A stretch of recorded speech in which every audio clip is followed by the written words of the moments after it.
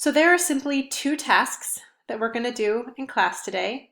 So really take your time in and doing that. So here is the first thing that I'd like you to do.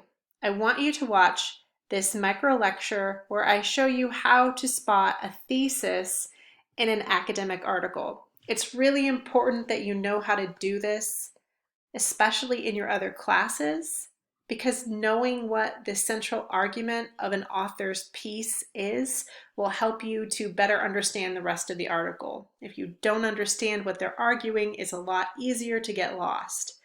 By the way, watching this video is also going to help you complete assignment 2. So this is not busy work, okay? Task 2, I want you to take part in a Slack discussion. So for homework, we read the Tobin et al. Article that was an analysis of 26 different Disney films. Now, I think a lot of us have apprehensive views when it comes to engaging with scholarly sources. So I want to emphasize that the point of academic research isn't necessarily to agree wholesale with everything that someone says in their article, nor is it to just sort of regurgitate what someone else has already said to prove that you read the piece, right? The point of academic research is to home in on something that you found compelling and use that idea, whether it's just a quote or a concept or an example, to help you rethink something new, to help you build something else. That's the point. So I want you to keep in mind that developing a scholarly habit of mind is about homing in on what you can use, because there is always something you can use. Okay? So with that in mind, I want you to take a moment and return to the Tobin et al. Article that you read for homework, and I want you to identify a quote in the piece, just one quote, that really stuck with you. And then I want you to answer these questions. What quote did you choose? What page is the quote on? Why do you think this is a compelling quote?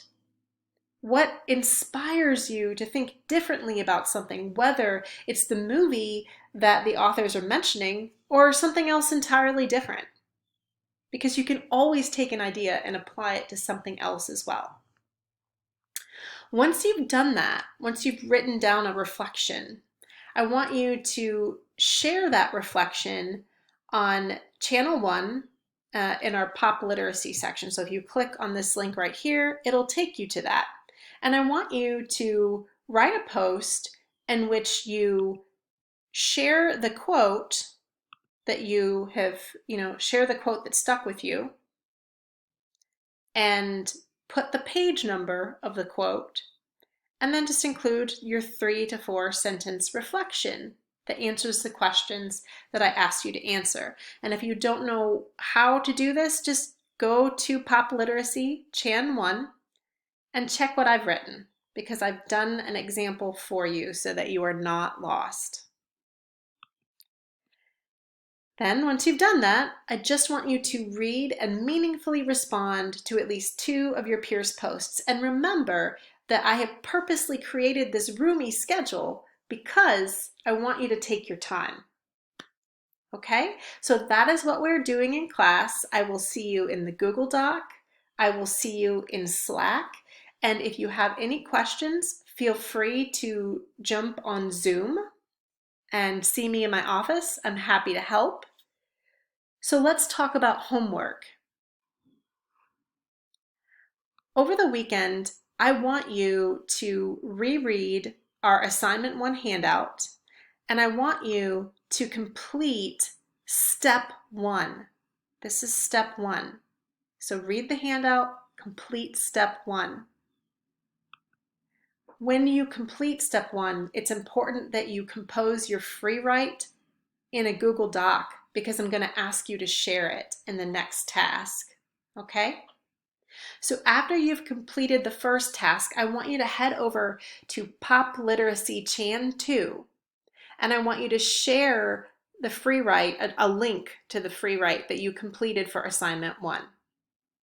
Along with the link, I want you to post a 3 to 4 sentence synopsis of what you wrote and how you're feeling about your first free write. And this is a moment to let your peers know if you are struggling with anything, or if there are things that you think you should be expanding on but you're not sure how. This is a good moment to kind of add that in your reflection as you're sharing your link to channel 2. Finally, I want you to read and take some notes just to yourself. You don't have to show them to me, on UWM Writing Center's Generating Ideas for Your Paper. All right.